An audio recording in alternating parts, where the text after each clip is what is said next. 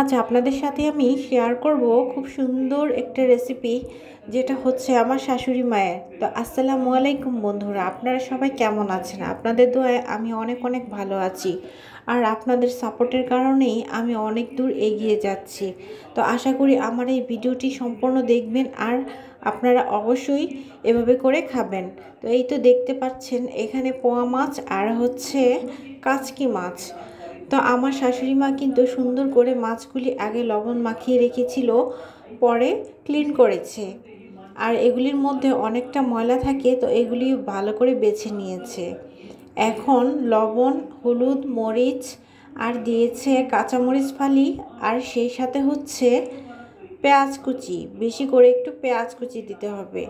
আর সেই সাথে হচ্ছে এইভাবে একটু সরিষার তেল, একটু না, যেহেতু মাখানো তরকারি, তো এটার মধ্যে একটু বেশি করে দিতে হবে।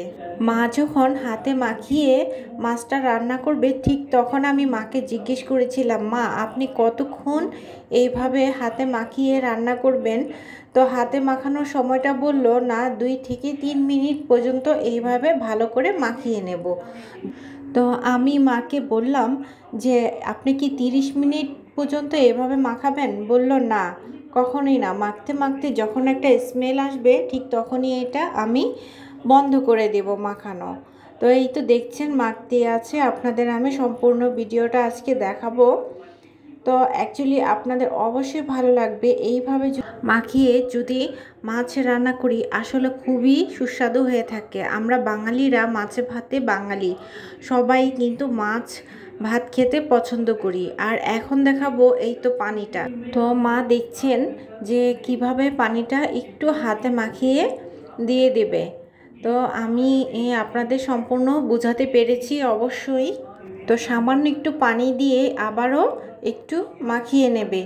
মাখানোর পরেই চুলায় কিন্তু বসিয়ে দিয়ে, এখন একদম মৃদু আঁচে চুলায় ঢাকা দিয়ে বসিয়ে রাখবো। আর যখন পানি উঠবে ঠিক তখনই আরেকটু হাত দিয়ে ঝুলিয়ে দিব, আর এটা কখনোই নাড়া যাবে না। তো এখন কিন্তু দিয়ে দিব ধনিয়া পাতা। তো ধনিয়া পাতাগুলি খুব সুন্দর করে বিছিয়ে দিয়ে দিয়েছি, আর এভাবে একটু ফুটো ফুটো করে দিয়েছি মাঝখানে, যেন পানিটা উঠে শুকিয়ে যায়। আর মাঝে মাঝে একটু ফাঁকা করে দেওয়ার কারণেই কিন্তু এইভাবে পানিটা সম্পূর্ণভাবে শুকিয়ে যাচ্ছে কি না দেখা যাবে। তো দেখতে পাচ্ছেন বুদবুদ করে উপরে উঠছে। তো আমি এখন খেয়াল করব যে তেলটা উঠেছে কি না। যখন তেলটাই উঠবে ঠিক তখনই ধরে নিতে হবে যে মাছটা সম্পূর্ণ হয়ে গিয়েছে।